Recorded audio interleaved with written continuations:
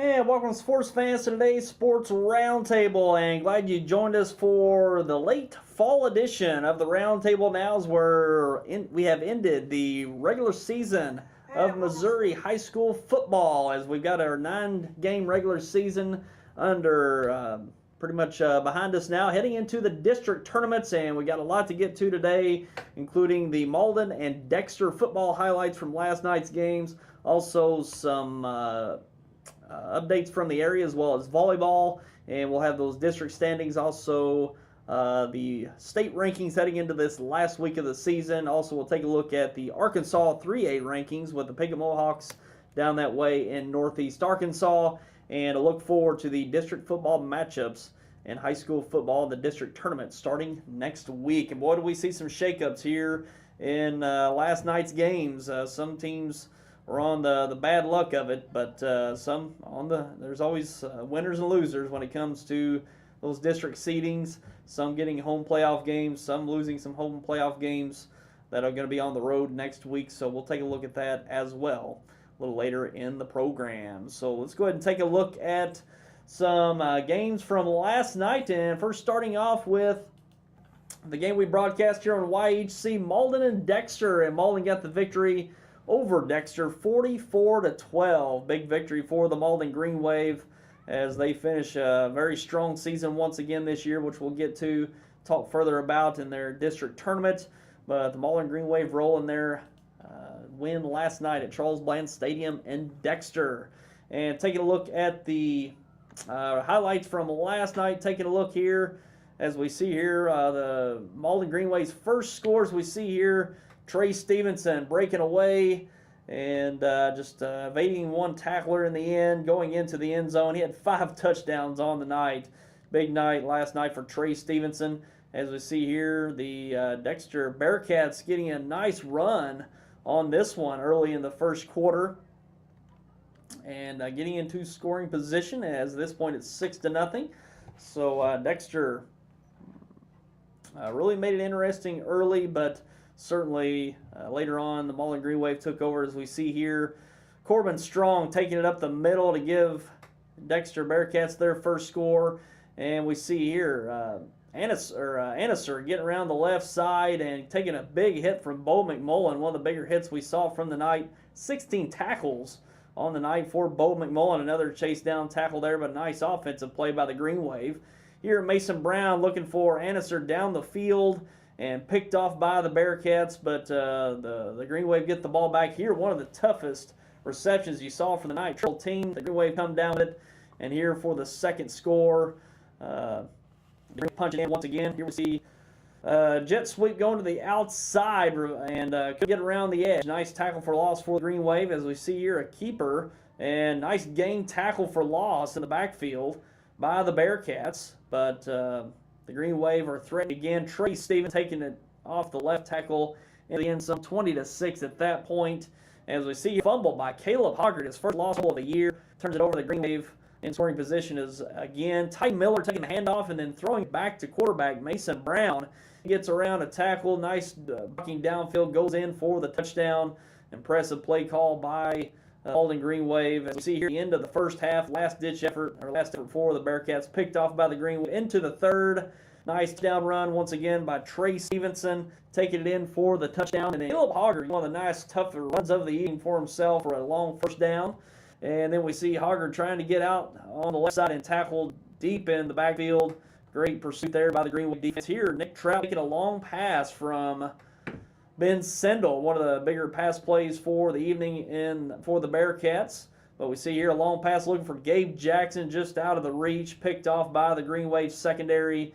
And but here a nice throw down the field inside the 5 to Nick Trout, and Bearcats will punch this one in for the touchdown there here in the fourth quarter.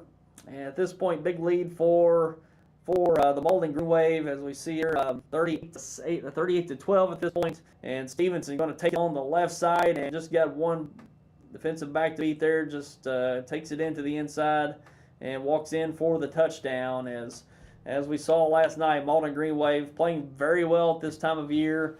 A little coaching change coming into this year. Kevin Collier coming in as defensive coordinator, taking over the head coaching roles. You saw them struggle a little bit early on, took that early loss to Crothersville, but it seems like since that game they've been hitting on all cylinders, especially the last few weeks. Trey Stevenson with a big night for him. An unbelievable night for him. We'll talk more about it in our next segment. But the Malden Green Wave rolling an impressive victory last night over Dexter. Dexter, just a tough part of the year. They started out their first half of the season playing quite well. They've really struggled here in the last half, and it's certainly that loss cost them last night, which we'll talk about in the district standings coming up in our next segment. But a nice game and a nice performance by the Malden Green Wave last night. And in other games, and a game that we brought to you on YHCTV.com Friday night. Take a look at Friday night's game on YHCTV.com. That was Kennett over East Prairie, 63-25. The Kennett Indians roll a nice answer-back victory from their loss last week to Malden, and finish up their season 6-3 on the year. Not a bad season for the Kennett Indians. Finished strong, 63-25 victory, and looking pretty good in their district standings, which we'll take a look at. But fine season for the Kennett Indians and for first-year coach at Kennett, Joel Wyatt. So we'll talk more about the Kennett Indians and their districts coming up. And in other games, Piggott over Manila down in Northeast Arkansas, a 3-3 matchup for the Mohawks. They get a shutout victory over the Manila Lions, 46-0.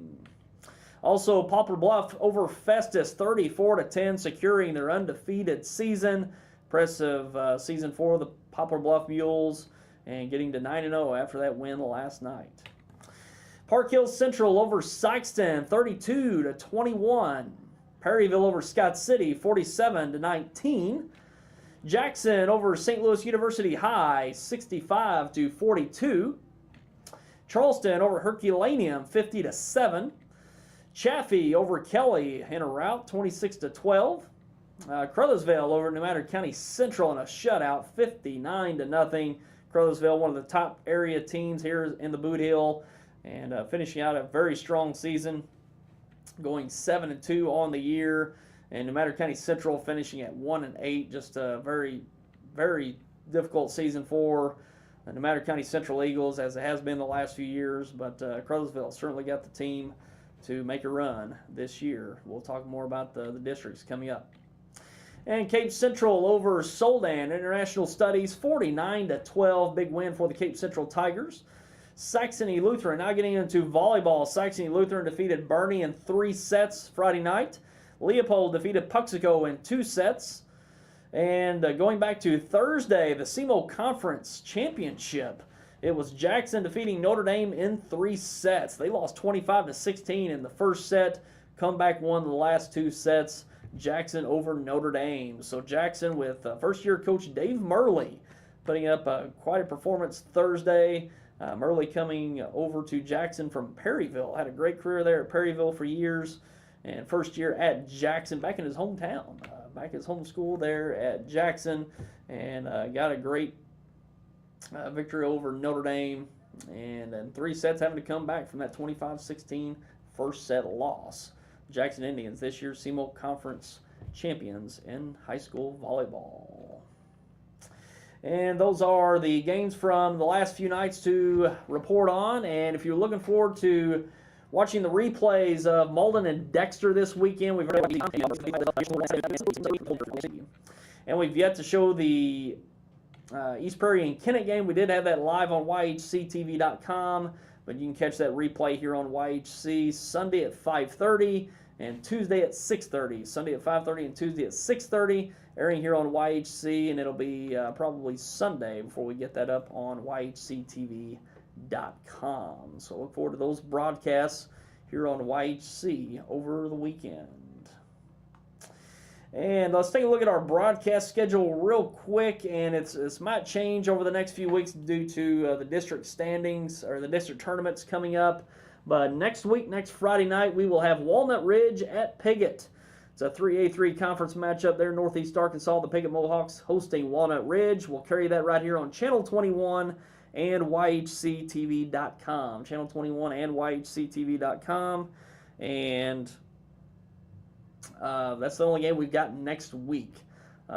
So that'll be the lone game next week here on YHC. And after that, we will consider taking up some semifinal and district final games, depending on who's playing. Kennett and Dexter, kind of the teams that we follow for the area, but we might even get into some other Boot Hill teams when it comes to Crothersville, Malden, Hayti, even Portageville. We might get involved in those as well for the weeks ahead. So we'll see. Stay tuned here on YHC, YHCTV.com, and we'll give you an update on what we plan to do with our broadcasts going forward. So basically it just depends on who's playing, who's still in the hunt, and surviving and advancing, and who we're going to follow with some potential district tournament games here on YHC. So we'll see what happens going forward. And we're going to take a break and be back with your local updates. We're going to talk about some storylines coming from last night's games, also getting to the district tournament standings. And we're going to talk about those district tournaments that are going to be coming up next week, and we'll be back with those coming up.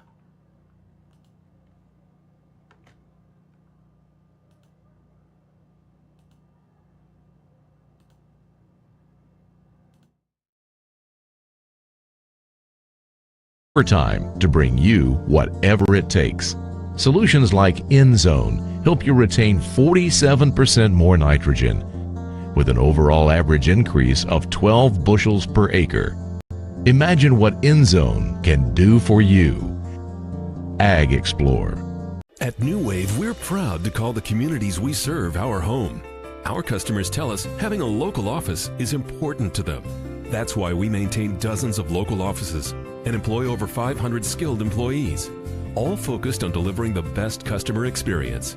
We don't just connect communities, we connect to our communities, helping support the school, organizations, and events that support all of us. Thank you for choosing New Wave Communications, your local provider of internet, TV, and phone. Bud Shell Ford and Dexter has become your auto service hub, serving all makes and models. They have some of the best technology on the market, giving you the best experience possible. Like their Quick Check, which inspects your battery life, tire alignment, diagnostic codes, and tire tread depth. Bud Shell can assess your car's health in minutes and provide the quick fix. They also provide pickup and delivery for your convenience. Their wrecker service is available 24/7. Call anytime. Bud Shell's mechanics are Ford certified and have the service staff to get your auto back on the road in its best form. That's Bud Shell Ford in Dexter.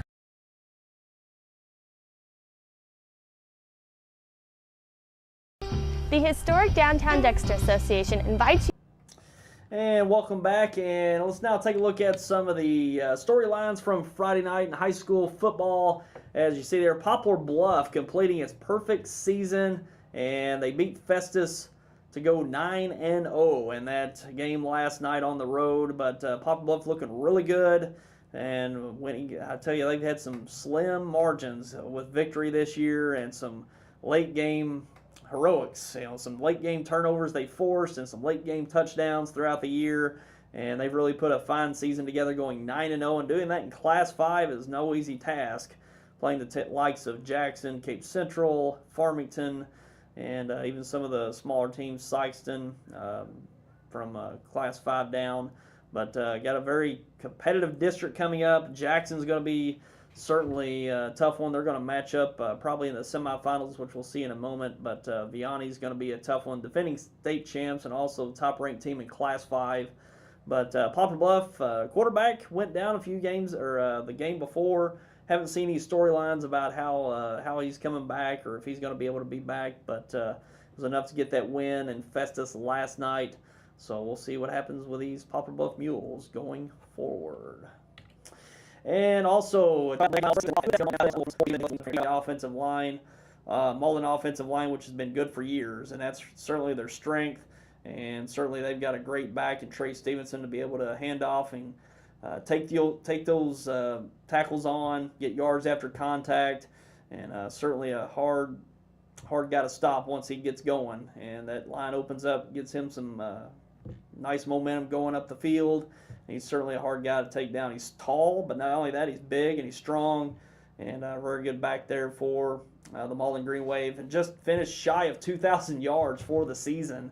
I think he was just probably a few carries away from picking up 2,000 yards for the season in that game last night and averaged over 9 yards a carry. I think it was 9.5 yards a carry in that game last night. So pretty much almost getting a first down each carry he had last night here in Dexter. So congratulations, Trey Stevens, on a great effort in that, and certainly that goes along with everybody else as well. The offensive line, Mason Brown did a good job. A lot of good misdirection they did at times. Ty Miller, that little throwback pass to Mason Brown, that just really opens everything up. A lot of weapons on the offense, and certainly when they handed off to Trey Stevenson, getting a lot of momentum for the Green Wave last night. And take a look at some other storylines. Dexter, we wanted to mention this. I tell you, when it comes to these last few weeks, especially coming into the last week, it seems like a lot of these district standings are pretty much in place. Not a whole lot changes over the last few weeks or even the last week. But boy, do we have a change last night. Last night we had Dexter falling from the fourth ranking. That's I believe they fell from the fourth ranking to sixth. Actually, I think they dropped from third. Yeah, they actually dropped from third to sixth last night, and it was a tough fall for the Bearcats.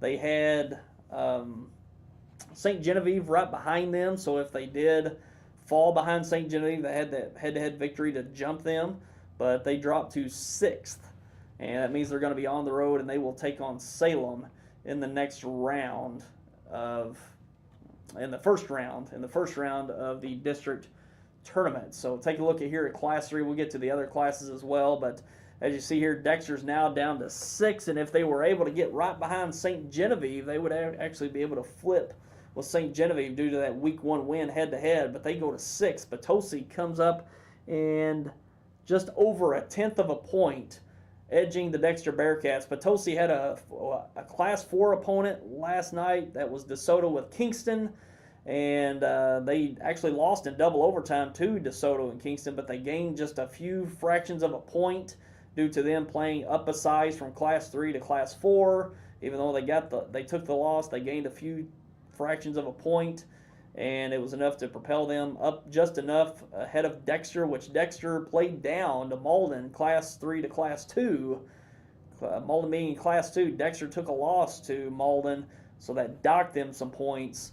So it took them down just enough to edge in there right behind Potosi for that 6th slot. So that really hurt the Bearcats because they could have been a 4 seed if they could have gotten that 5 seed. They could have, if they were in that 5 slot based on the points, they could have flipped with St. Genevieve and been in that 4 slot, hosting a first-round playoff game and likely hosting St. Genevieve again as they did in Week 1 when they got a victory over the Dragons. So tough break for the Dexter Bearcats. The way this point system works, we hardly ever see it come into play in a big way in the end of the season, but it certainly did last night, and it didn't fare well for the Bearcats as they fall to 6. They'll have to go on the road to play a 6-3 Salem team on the road. That's a pretty long road trip next Friday night, but just some bad luck there for the Bearcats. And you'll see the 1 versus 8, Park Hill Central versus DeMattery County Central, Kennett versus Fredericktown, Salem versus Dexter, St. Genevieve hosting Potosi. Those are your first-round matchups for district football in Class 3 District 1. So we'll see how that plays out, but some pretty good teams there at the top. We'll see Park Hill Central and Kennett have a good shot at playing in another district championship. They did that a couple years ago, so we might see Kennett there in the mix once again this season. And take a look at some other storylines from the area. The Piggott Mohawks. Piggott Mohawks defeated the Manila Lions last night on the road in that 3A3 conference matchup. Big win for the Mohawks, shutout victory. What was that, 46-0, I believe it was. And they go to 3-2 in conference play and sitting right there, I think, tied for 3rd place with Hoxie. That's going to be a big matchup in a couple weeks as they take on Hoxie to battle it out for that 3rd place in the conference. Rivercrest and Osceola sitting out there, I think, tied for 1st, both undefeated. They're going to have a big clash coming up here in a few weeks, if not next week. So Piggott sitting there tied for 3rd place, looking ahead to Walnut Ridge at home next week. So we'll see how that plays out for the Piggott Mohawks in that game that will air next week right here on YHC. And just to touch on that volleyball action is, again, Jackson defeating Notre Dame for that SEMO Conference crown and a 3-set victory coming back from that 25-16 first set loss to Notre Dame. Impressive run for the Jackson Lady Indians volleyball team, winning that SEMO Conference Tournament Championship. And let's get into the other football district. Actually, these are the state rankings. Let's go to the district tournaments first. Here we got the Class 1 District 1 standings. Valley Catholic staying all alone at number 1, finishing the year 8-1, having just over 54 points. Second ranked Hayti at 6-2, and they finished with over 48 points. Portageville at number 3, Chaffee at 4, and they will flip. Portageville lost to Chaffee. I believe that was in week 1 of the season. Portageville lost to Chaffee. Ian Torrey got ejected, I think, midway through that game, and it really hurt them for the latter part of that game. Chaffee beat them. I think it was an overtime, I believe. If it was a one-score game, but I believe it went into overtime. Chaffee edged them, so that first week loss by the Portageville Bulldogs is going to haunt them here for that 3rd and 4th spot. But Portageville still will have a first-round game at home, which Portageville will take that 4th spot. Then 5th, Scott City, 6th, St. Vincent, and 7, Crystal City. So Valley Catholic will get first round bye, and you'll see Hayti take on Crystal City, Chaffee take on St. Vincent, and Portageville take on Scott City in those first round games. So that's one thing too. If Portageville were to advance over Scott City, they'll have to go take on Valley Catholic in the semifinals up in St. Genevieve. So that's not a good draw, But Hayti's not even, not a great draw as well. Both those teams playing very well, Valley Catholic and Hayti, and good chance we'll see those teams once again in the district championship as we saw last year. So really good football there in Class 1 this year. Valley Catholic, Hayti, great teams once again this year. But Portageville's really improved this year. They started out with Ian Torrey at quarterback, great playmaker. Been one of the top wide receivers pretty much since his freshman, sophomore year. And they moved him to quarterback once John David Kellums moved on to graduation. Torrey does have some talent at quarterback, but he's a lot more lethal out there at receiver, especially if you got certainly a capable quarterback. They've brought in Connor Barham, who's played great the last few weeks. They've made a change in the offense, playing their spread offense. They've got Hunter Gates, a really good receiver out there, and now putting Ian Torrey out there opposite Gates in the passing game with Connor Barham, sophomore quarterback, coming in and playing really well. They really looked good against Redbud last week, and we'll see how it plays out going forward. But Portageville looking pretty good, a lot better than they did earlier in the year when they struggled for 4 or 5 weeks to get their first win. But they've been on a good run here the last few weeks, playing very good football, and got a good chance to win a first-round playoff game as they host Scott City next week. So we'll see, but Portageville certainly one of the most improved teams here in southeast Missouri. And take a look at Class 2. Malden finished the year at 8-1, finishing just over 48 points. Crothersville coming in second at 7-2, and got just over 45 points, I believe. If I leave open the possibility that I could be mistaken, but Crothersville will flip with Malden due to the head-to-head win. But if there's some other circumstance they've come up with over the last season that I'm not aware of, that could still hold Malden at the 1, Crothersville at the 2. But to my knowledge, Crothersville will jump Malden for that top spot. Jefferson at number 3, 4 Charleston, 5 St. Pius X, 6 East Prairie, and 7 Kelly. So Crothersville will have that first-round bye if this doesn't hold at these rankings, but I believe Crothersville will take that 1 spot. And Malden will match up with Kelly, Jefferson versus East Prairie, and Charleston versus St. Pius X. And it's going to be a great district tournament to look after. It's certainly probably going to end up with Malden and Crothersville once again. Crothersville got a week 2 victory over Malden. I tell you, Malden's regrouped since that game. They've only had 1 loss on the year to Crothersville. So they've really put a fine season together once again. I think it'll be a much better game if they match up in that district championship again. So two very good teams. Crothersville, a much improved team from last year. Even though they were pretty good last year, they just dropped a close district championship game to the Green Wave last year. They'll be right there in the mix once again this year, and could be once again a great district championship clash between the Crothersville Tigers and the Malden Green Wave. And we touched on Class 3 earlier, talking about Class 3 moments ago, but moving on to Class 4, Hillsboro, coming out on top of that district. I'm not sure if I'm not really familiar with the Class 4 teams up north. If Hillsboro is going to be able to hang on to that number 1 standing, I don't know if they played North County head-to-head or not, but as far as I know, these will hold. Cape Central did beat Farmington early in the year. You see there at number 3, so I'm sure they'll hold on to that. Farmington at number 4, 5 Perryville, 6 Sykeston, 7 Festus, and 8 DeSoto with Kingston. So as far as I know, these will hold. I'm not really familiar with the Class 4 football up north. They're in the middle area, but Hillsboro will take on DeSoto with Kingston. North County versus Festus. Cape Central versus Sykeston. Farmington versus Perryville. Those will be your first round matchups in high school football.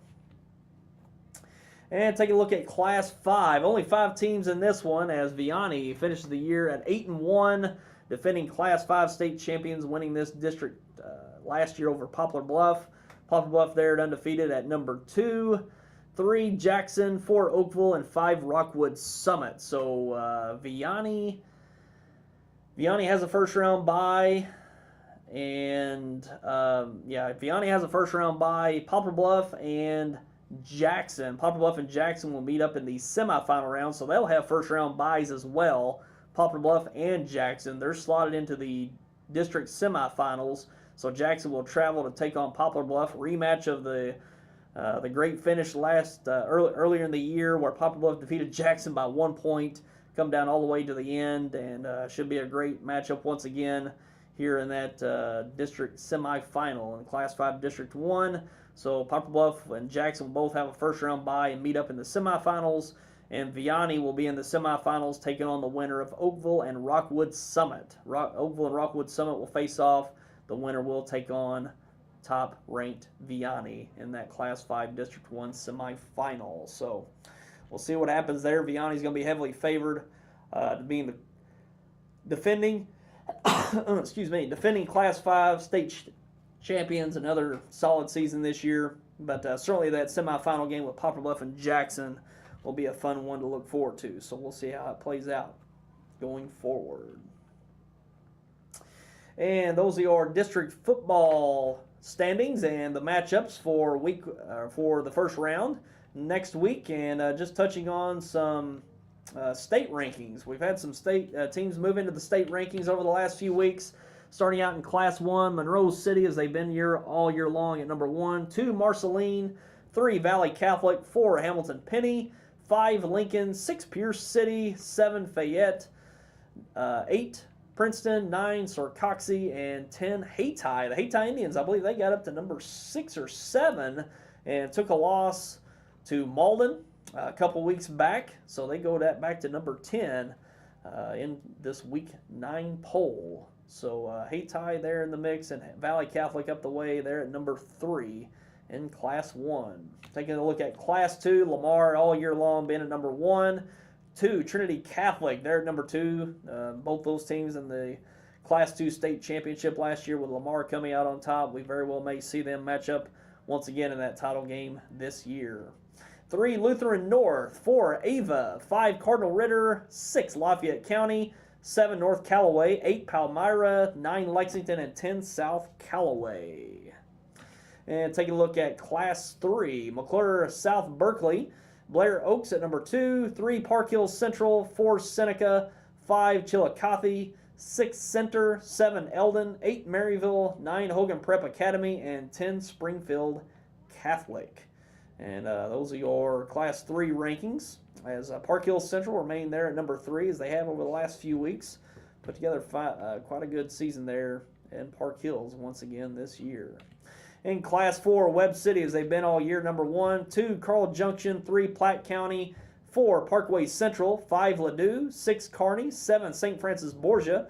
8, Smithville. 9, Mary Institute of Country Day Schools, and 10 Parkway North. And take a look at Class 5. Vianney at number 1, the defending state champions. 2, Staley. 3, Fort Zumwalt North. 4, Liberty. 5, Fort Osage. 6, Poplar Bluff, moving into the top 10, and they've moved up quite a bit. An undefeated season will do that for you in Class 5 as they cracked the top 10. I believe it was last week or a couple weeks ago. Moved all the way up to number 6 in this week's poll. Number 7, Pattonville. 8, Battle. 9, Sedalia Smith Cotton.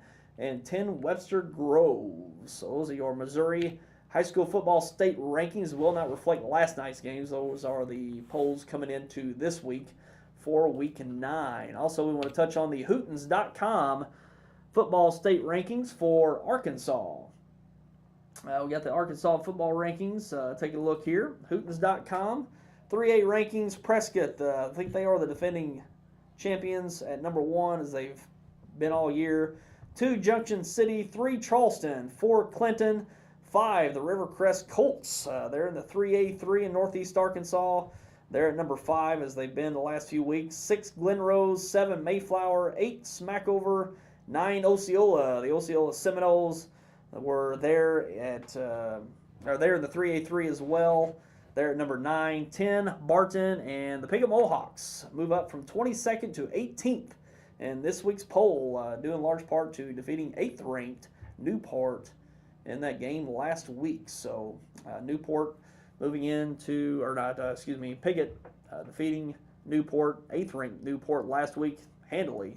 Really blew them out, move up to 18th from 22nd in that Hootens.com poll this week.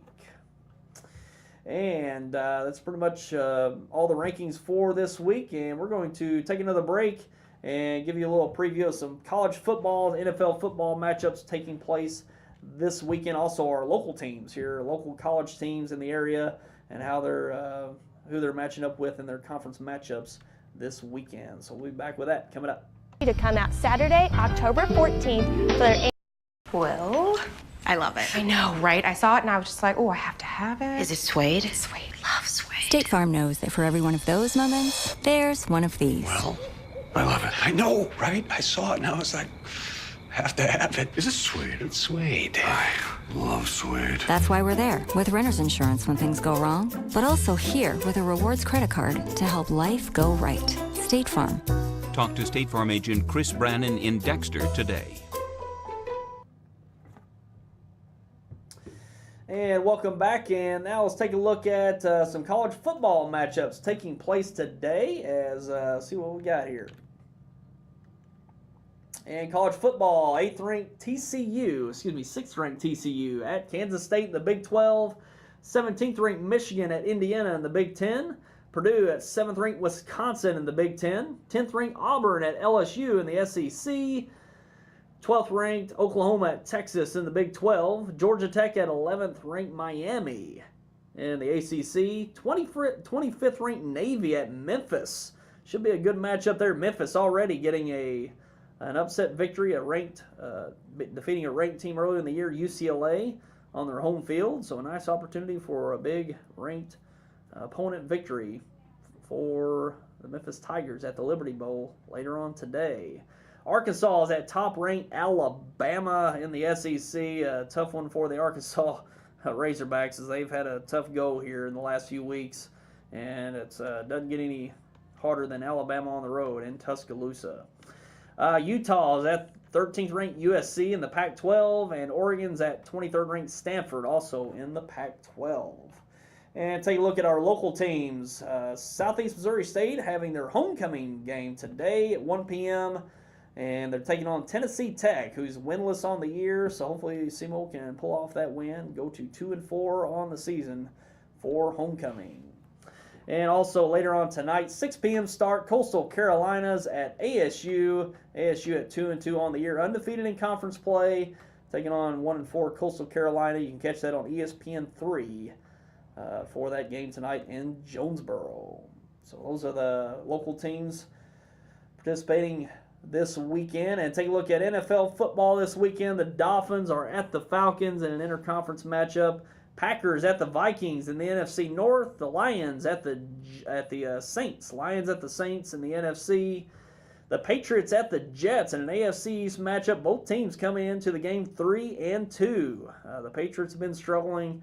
Got a victory over the Buccaneers last Thursday night, and the Jets have actually played some pretty good ball here of late. They're 3-2 on the year, and many expected they might get that top overall pick in next year's draft, as they've traded away a lot of their talent, and just seems like not a whole lot there to work with. But they're 3-2 so far. They played some weaker teams, granted, but they'll have a tough test against the Patriots, and whoever wins will have an upper hand in the AFC East, as the Patriots, Jets, and the Bills tied at 3-2 in the AFC East. The 49ers at the Redskins in the NFC. The Buccaneers at the Cardinals also in the NFC. The Rams at the Jaguars. The Steelers at the Chiefs in the AFC. Big matchup there. The Chiefs, the only undefeated team left in the NFL. And the Steelers have been struggling the last few weeks, especially last week. That offense, Ben Roethlisberger throwing 5 interceptions. Really struggled last week, and it's going to be a tough matchup on the road in Kansas City, one of the toughest places to play. Also a really good defense there in Kansas City. The Giants at the Broncos for Sunday Night Football should be a good one there. The Giants 0-5 to start the year. Really unexpected. They were expected to have a pretty good offense coming in, but I think Brandon Marshall's on the IR. Odell Beckham's on the IR with a broken ankle or broken leg.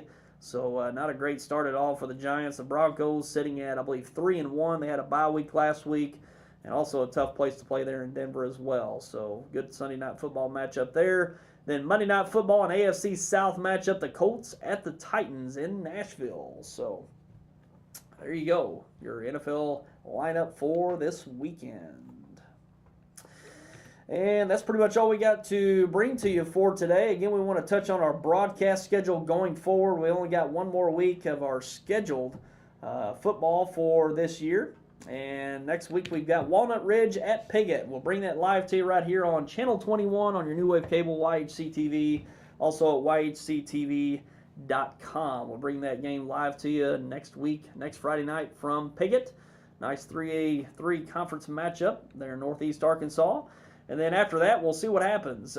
We got district tournaments starting that same Friday next week in the area. We won't cover any district matchups next week for Missouri high school football. We might pick up some games in the semifinal round, depending on who advances. So stay tuned here on YHC, YHCTV.com to the games that we will probably broadcast. We'll broadcast some game, whether it's Dexter getting a victory maybe, but Dexter at that 6th seed, so they're likely on the road throughout the district tournament if they advance. Kennett, they are a 2 seed. They'll host Fredericktown next week. We will not bring that game, but if they advance, we probably will look to broadcasting that semifinal game the next week. And what happens there, if Malden, Crothersville, Portageville, depends on what happens with them and their district tournaments, might pick up one of their games in the district tournament. So stay tuned. We'll see what happens in the district tournaments next week and see what games we might bring to you right here on YHC and YHCTV.com.